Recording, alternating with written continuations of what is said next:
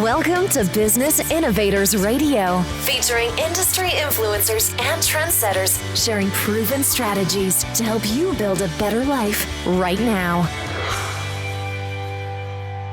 And welcome back to another episode of Business Innovators Radio. I am your host, Marco Salinas, and joining me today, I have Mr. Christopher Cavazos with BRCK Criminal Defense Attorneys, based out of San Antonio, Texas. And today we're going to be talking to Chris about his journey and where he started and where he's at today and what he's up to with his law firm and who he helps and what type of clients they are and all that good fun stuff. So, Chris, welcome to the program. Thank you, Marco. Thank you for having me. I'm grateful that you invited me on here. Absolutely. These opportunities to talk about our business are always a lot of fun. You know, and this is one of my favorite environments here, the podcast, right? Which is not too formal, a laid back conversation. We get to have the opportunity to just share and interact, and so it's a perfect setup. It's a perfect place for us to discuss things like business and hobbies and all the things that we're doing and all the things that we're into. But I want to learn also a little bit about you today. So I've got a few questions to ask you about yourself and you know, what your early journey was like. But before I do that, Chris, do me a favor. If I just met you and I didn't know who you were, I call, of course, this the elevator pitch. If we were stuck in an elevator together for about, 20, 30 seconds, I said, hey, nice to meet you. What do you do? Could you give me your 30-second pitch about, what it is you do and kind of who you specialize on helping? Sure. So the idea behind our law firm is, you see TV lawyers and they're so aggressive and they're so smooth and it's this thing. And, that's not really our pitch. Our pitch is essentially that we try to help good people that have kind of been arrested and they're going through something in their lives. And we're just trying to get them back on track, and so the idea is always how can we put an arrest behind you? How can we put a situation behind you? How can we use an arrest or a situation that's come up in your life as a springboard, right, to get better? Whether you got some issues with substance abuse or anger or whatever it is, okay, something happened. Now's the time to get back on track, get back on board, and try to fix things. And so that's generally our idea. We don't come across as super aggressive and all that kind of stuff. The idea is we want to help people get back on track after they've been arrested. So our law firm, only criminal defense. That's all we do.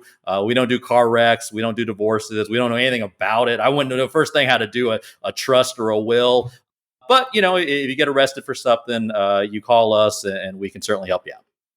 I love it, man. I love it.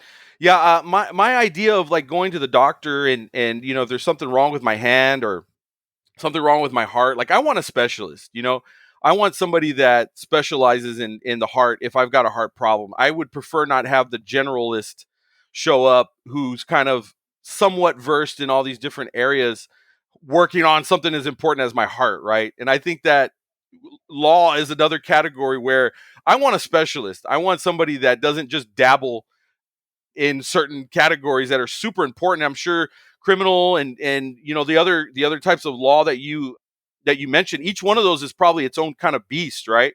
And so you can go really deep into each of those categories. And you guys obviously decided to focus on criminal law, and I think that's a big enough animal as it is, and it probably requires a lot of specialization. So I think that's fantastic that you guys are just focused on that one category. That's really big. And the idea too is the law is just constantly changing. So it's even if you've said, well, I went to law school and I think I know a lot. That's great. But I mean, keeping up with the changes in the law and the new laws that come out every year, it's a full-time job. And so I'm just not sure. I think you have to specialize. If not, you're just going to fall behind and you're not going to provide, your clients with the defense or the services that they deserve. So yeah, specialization, incredibly important in a lot of different areas, particularly in law. Yeah, absolutely.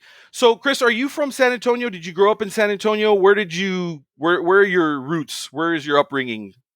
Sure. Started off in Houston and then moved to Austin for college, Texas Longhorns, and then over here to San Antonio to St. Mary's Law for my law school. And then, met my wife, started a family, and just stayed here in San Antonio. And That's where we're based out of now, and we're expanding to different markets, different offices, and we're trying to grow into Austin a little bit, and hopefully some other major cities after that as well. Yeah, absolutely. So tell me a little bit about what prompted you to start looking at that direction of the legal world. Do you have somebody in your family that was already doing that? Like what was your inspiration for just, I guess maybe when you were in high school or college saying, you know what, I think I want to be a lawyer. Like, can you tell us a little bit about that story? Sure. So I remember pretty clearly. My mom, when I was about high school, first year, second year, walked into my bedroom, and in one hand she had a magazine of the best medical schools, and the other magazine was the best law schools. And she told me, "Hey, you're picking one of these, and this is what you're doing." And so, I had this strong Mexican mom telling me what to do, and I wasn't good at math and science, so I said, "All right, I guess I'll go to law school." And from that point on, it kind of got stuck in my head, and you kind of grateful to it because maybe nobody in my family had gone to law school or anything like that. My dad was in the Army, my mom was a teacher, and so for them to kind of put in the head, like, hey, this is something you should pursue. This is something that you can do. It was early in my life. She kind of told me, hey, you're probably going this route, so pick it and go with it. And that's how it started. I never thought about it again. And then all of a sudden I was in law school. Wow, man, that is really cool. The power of the mom's influence, right? Especially the Mexican mom. Yep. And when you're young, and I mean, they come to you and say, "Hey, you got to pick one." I had everything else I was doing, so it made sense, and I picked one. Right. No, that's really awesome. Now, what about you? I'm sure you did some sort of inventory or something and looking at all the different pathways, right? That you could go in the legal world. What was it that kind of pushed you more of the criminal defense route? Sure. I mean, and it's no disrespect to the other practice fields, but a lot of them to me were just boring. Yeah. Reviewing paper documents and depositions and all this stuff that I just couldn't see myself doing. And then criminal law kind of appeared on my radar, and it's such an interest. Criminal law is a lot of fun. I mean, you get to meet all kinds of interesting individuals. The cases are never boring. We'll have people come into our office with, I mean, just the most outlandish things you could think of. And, when new employees start at our office, they're always, engaged by the stories and how interesting they are. And then there's a lot at stake. People oftentimes, especially our clients, they're looking at big, sentences. They could go to prison. Their lives are on the line. And so it's just interesting. And, it's a lot of fun. It's interesting, and it matters. It matters a lot. Yeah. And so, I find that to be a good reason to get into that area and then stay in the area. And then at this point, like I said earlier, I don't know anything else. I just don't. Sure. I've been practicing for about 16 years now, and all 16 years have been devoted to criminal law. I don't know how to do a will. I just don't. I don't know how to do a trust. Divorces, I refer them out. And so at this point, it's all I know.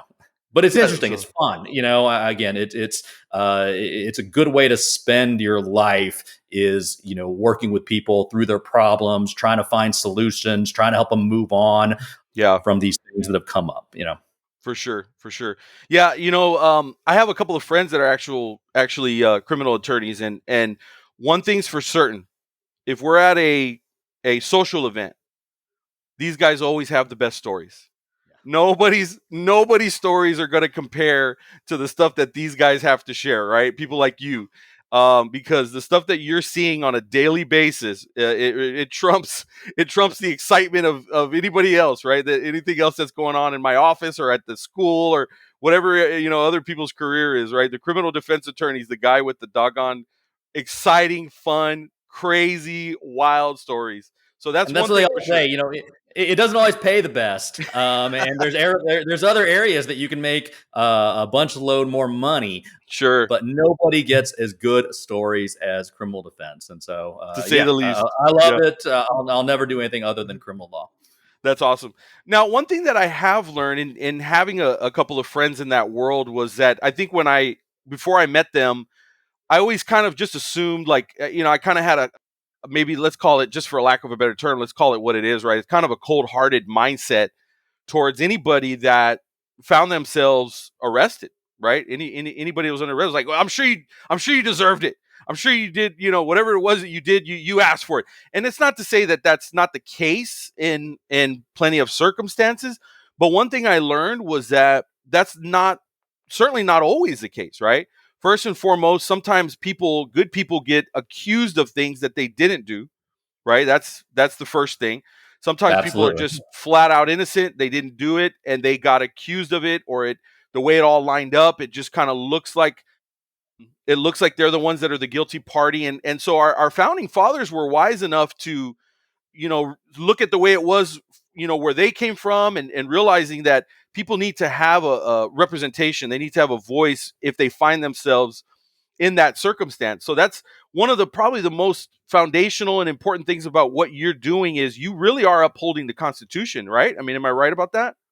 Absolutely. And, we have the saying that, everybody's very tough on crime until it's your family or your son. And like I said, look, I grew up, my dad was a colonel in the Army. We were as strict as possible. That's why after at some point I was a prosecutor for the state. Very law and order. And, I can't tell you now as a defense attorney how many times, I talk to somebody and it's a dad or it's somebody and he says, well, look, normally I would never say this, but, my son's situation is a little different or my daughter's situation is a little different. And it's like, yeah, I mean, that's the idea is that, every case is unique and the people are individual and it is easy to be kind of like, hey, let's throw them all in jail and, and forget the key. But it changes when it's you or it's your family or it's your son, and all of a sudden, you do value that due process, and you do value, well, okay, maybe they do deserve representation, and maybe I shouldn't just throw them in front of the judge and let them get the maximum sentence. Maybe there is some sort of rehabilitation that would be helpful for them in their future and things like that. So, Sure. It's a little more complex than let's just throw everybody in jail. And again, there's a lot of people who get arrested that it's a bump in the road. It's a comma, not a period.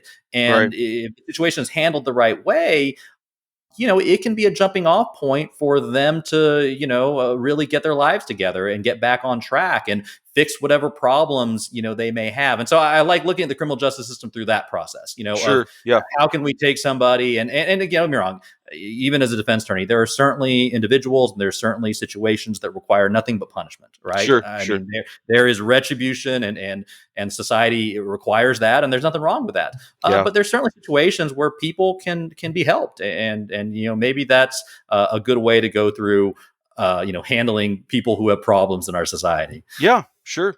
Absolutely. No, that's very well said. Now, this podcast is called Business Innovators. So, ultimately at the end of the day, yes, you're an attorney, but you're also a business owner, right? And so in this case, can you tell me a little bit about what it was like in the earlier years of you starting your practice? One of the things that I like to ask any business owner is, how did you overcome difficulties? Were the first couple of years super easy? Did everything go perfect for you, Chris? Or did you guys have some roadblocks that you had to overcome just from the business perspective? Can you share a little bit about maybe, encountering some sort of a difficulty or a setback that you were able to overcome in the early years? Sure, absolutely. No, lawyers, kind of like a lot of professionals, doctors and accountants, they're, maybe they're very good and they're specialized in their area of expertise. But that certainly doesn't make them good business owners and good businessmen and women. And so, when we first started the law firm, while I can say like, hey, I think we've always been really good lawyers in terms of running a business, in terms of marketing and keeping human resources, keeping employees, measuring things, metrics, KPIs, taxes, all that kind of stuff that comes with running a normal business. We were pretty behind on it, and I think most lawyers and most doctors are when they start up their own practices. And so for us, it was a process of learning how to run a business, and not necessarily a law firm, learning how to run a business. Right. And that's one of the things that I learned pretty early on was that, a law firm is just a business. When you file your taxes,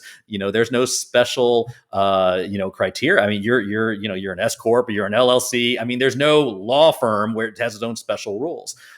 So we are constantly trying to learn how to run a business. Yeah. And you get mentorships, you grow in groups, you get on message boards, and that's really where my focus is these days, is running it, not necessarily as just a law firm, but running it Yeah. as a good, profitable business. That's where we're at right now. Yeah, no, 100%. And I think, you go through law school, you learn all these things about the legal process, right? They're not talking to you at all about how to market, said law firm, right? They're not talking to you about how to manage the payroll, how to deal with the employees, like you were mentioning, and all these HR and all these things, right? So none of that is covered. None of that is covered, right? None of it. In Yeah, law, right? absolutely. And so you make mistakes. I mean, you're just constantly making mistakes, and it's that make mistakes faster kind of mentality where, I look back at how we used to run payroll, and, it was probably illegal, right? I mean, like, there's just so many things that we were like, man, like, we just had no clue what we're doing. And, after a number of years, you finally get a hold on some of it, but there's always more to learn when you're trying to run a business. There's always more to do. There's right. always new concepts coming up, and so it's fun. But man, those first couple of years, we were a good law firm, but a really poorly run business. Sure. Yeah.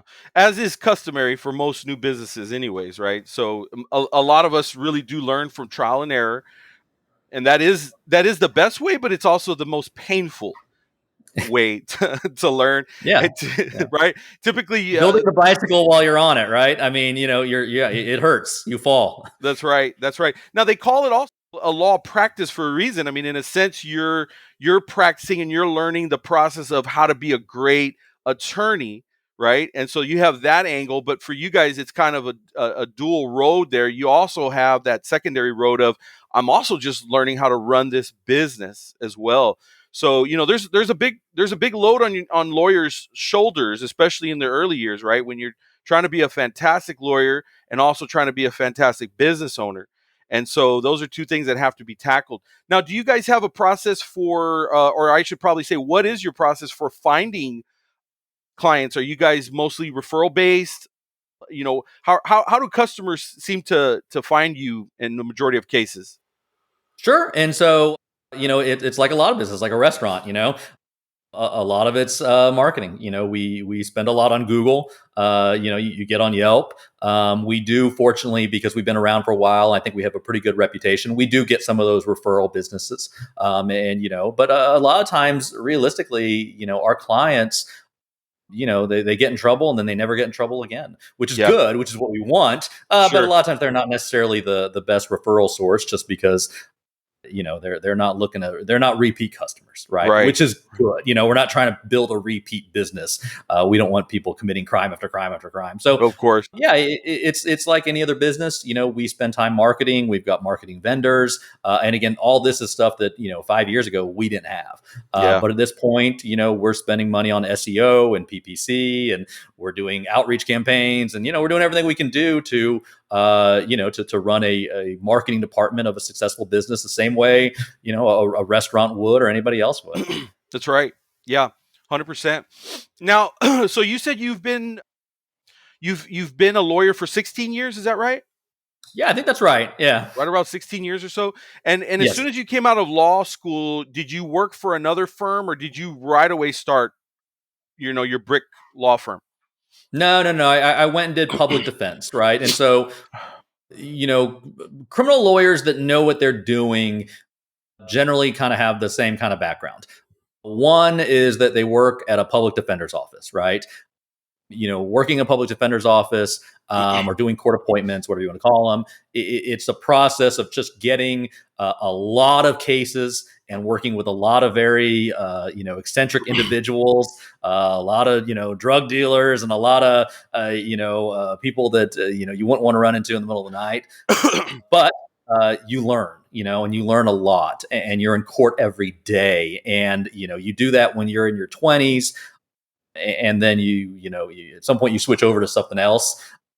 But by that point, you have done so much Yeah. that you know a lot. And the same thing with being a prosecutor. I always say, if you want to be a criminal defense lawyer with a firm and that's doing well later in your career, in your 40s, right? Like I'm 44. I mean, whenever you're in your 40s, you got to spend some time at the prosecutor's office, right? So Yeah. I tell every law student I talk to, I tell everybody I talk to, going and working in a prosecutor's office is the most valuable thing you can do as a young lawyer. I like it. Like I have a buddy of mine who's a doctor, and he talks about how when you're a young doctor, they throw you in the emergency room, Yeah. and that it's the worst because you're there all day, all night, but you see everything. He's like, man, I would see kids with a sore throat, and then I'd see someone with a gunshot, and then Yeah. I'd see somebody with a very severe illness, and I'd see somebody with the flu. And he said, you do that for 2 or 3 years, and then you can start your own medical practice, and you can confidently say, I've seen everything, right? Yeah. Because I worked for 4 years downtown San Antonio in the emergency room. There is nothing that's going to shock me. Right. That's what you get with criminal law. Work in a prosecutor's office, work at a DA's office, do some public defender stuff. Yep. You're going to see everything. And then, there's only so many variations of a DWI or a drug case. And eventually you're kind of going to know, hey, I've seen it all. And so that's a really important step for anybody is to spend that time. Nobody gets to come out of law school at 25 and just start, charging a lot of money for big cases with no experience and, no clientele. I mean, you got to put in the work, right? And so for defense lawyers, you put in the work by being a prosecutor or working at a public defender's office. That's where you get all your dirt on you, and you learn it. You learn with the stuff you need to learn. Sure. Yeah. No, that makes a lot of sense. And so then, what year did you actually start the brick firm? 5 years ago now. Yeah, 5 years okay. ago.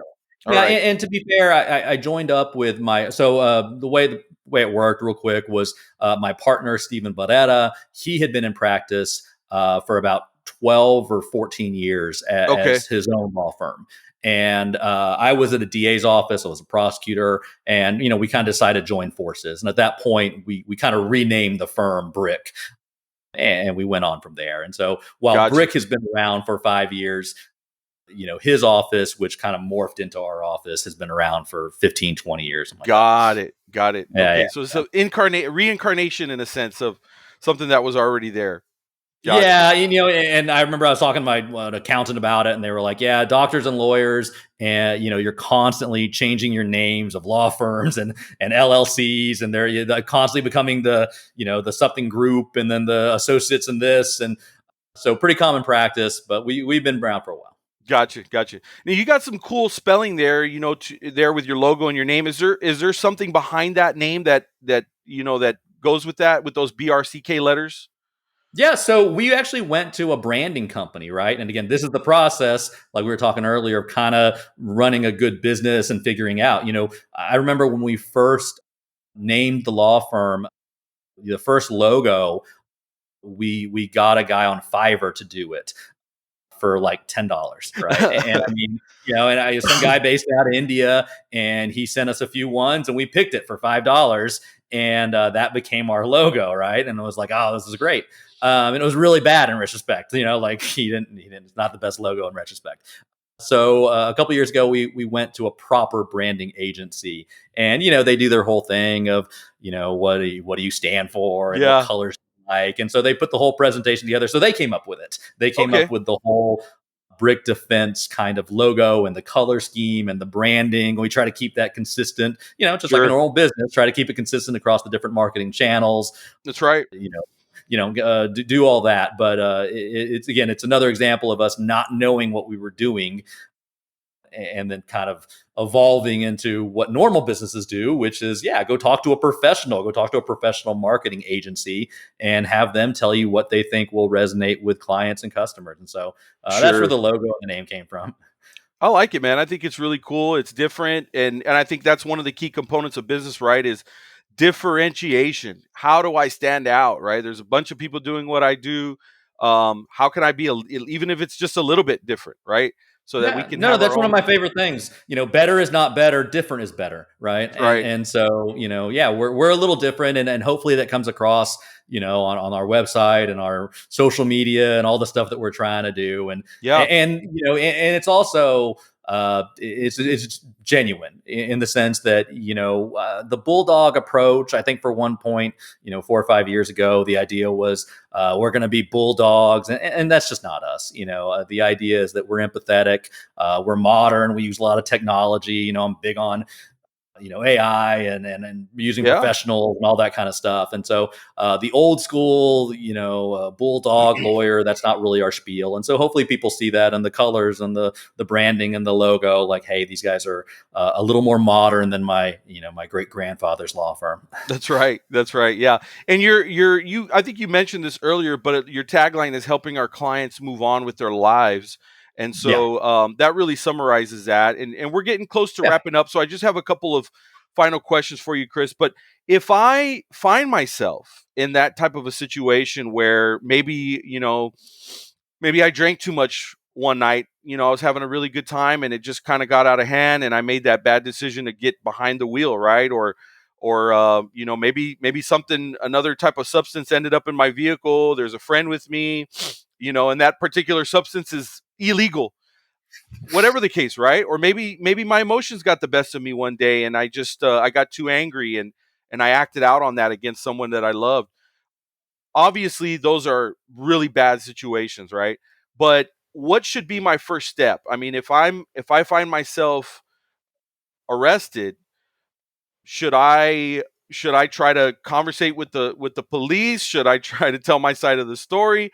Or should I just keep that brick in mind immediately? Yeah. you know? Now, yeah, everybody kind of knows. It's funny because I think it's been drilled into us from TV shows and movies that you want to remain silent. And officers these days, they're pretty cool about that. Like they kind of get, like, if you say like, "Hey, I'm not going to talk. Like I want a lawyer," that they're not going to have a problem with that. And that's one of the big things is that I think people think that it's going to be perceived by the police officer is, oh, this guy's being a jerk or this guy's being rude and the officer's going to go harder on you or something, right? And the truth is that that's not the way it works. I mean, they're professionals. Police officers are professionals. They're Yeah. arresting hundreds of people a year, right? And so, when you say like, hey, I don't really have anything to say about this, you don't come across as a bad guy. You come across as a professional. You come across as somebody who's a little smarter than everybody else. And they're going to respect that and you're not going to have a problem with that. So yes, in general, whenever you're dealing with the police, if you're arrested, it's over. Like, it's time now to, I always tell people as respectfully, as you're still a human and they're doing their job as respectfully as possible. Just let them know like, hey, I'm done. You've arrested me. We're not talking anymore about this. And they're not going to have a problem with it. And then, after that point, that's really where, people kind of go into two different buckets. One bucket is they just do nothing because they're like, well, I got arrested. My life's over. I'm screwed. It's all bad from this point on. But the other bucket of people, and it's the one that you should be in, is the people that contact a lawyer and start getting very proactive in being, active in their defense, active in setting up a defense for future use. And then also, proactive in, those situations. Maybe you need anger management, maybe some AA is in order, and those things when taken to a judge or a prosecutor, 6 months down the line, they're going to be helpful. They're going to help a lot in your situation. So if you find yourself, getting arrested, you're going to want to clam up. You're not going to talk to the police. And then you're going to get real proactive with your attorney about finding a way to move on. Yeah, that's right. Yeah, don't just sit there and be depressed and feel like, okay, all hope is lost here, right? Do something about it. Get the help that you need. That's pretty much the only way you're gonna, be able to really move forward. Yeah, I absolutely agree with you. And that's the thing that I hate to see the most, and it does happen, is people get arrested, right? And then they go online and they Google their case and they get all this bad information, right? It's essentially like having a cough or a cold and going on WebMD and convincing yourself that you've got some deadly disease, right? So Right. they convince themselves that their life is over. Yeah, and then they get depressed, then they quit their job, then they start drinking more, and then the whole thing, falls apart over something that was probably fixable if they had been a little more proactive. So yeah, after an arrest, generally your life's not over. Yeah. It really can be used as a stepping stone to, to hopefully better and bigger things. That's right. For sure. For sure. Chris, you've got a really cool story. You've got a really amazing law firm. The last question I have for you is, what does the future look like for you in the BRCK law firm? Maybe let's say the next 3 to 5 years. Where do you see yourself? Where do you see your law firm? Where do you hope to be? Sure. So, the idea for us is to keep growing. We are not resting on our laurels. We don't see ourselves as one of these old time law firms that just is sticking around until they close the doors on us. We're aggressive in marketing. We're aggressive in our approach. We want to grow, and the growth is not just self-serving. The idea really is the bigger we get, the more people we can help, right? And if our message is one of, hey, when you get arrested, there's things that we can do to help you move on and help you get better. That's a message that I think is going to do well. And I think it's a message that can help a lot of people, right? So, it's also about, helping people and growing. And so that's us. That's what we're trying to do. Specifically, try to get into new markets here in Texas. There's so many big cities that are, kind of untapped. And I said, we're near Austin, and Austin is just exploding with people and cases and things like that. So the idea is to have a good, strong business that can grow into different markets and help as many people as possible. That's amazing. I did lie. I had one final question. No problem, man.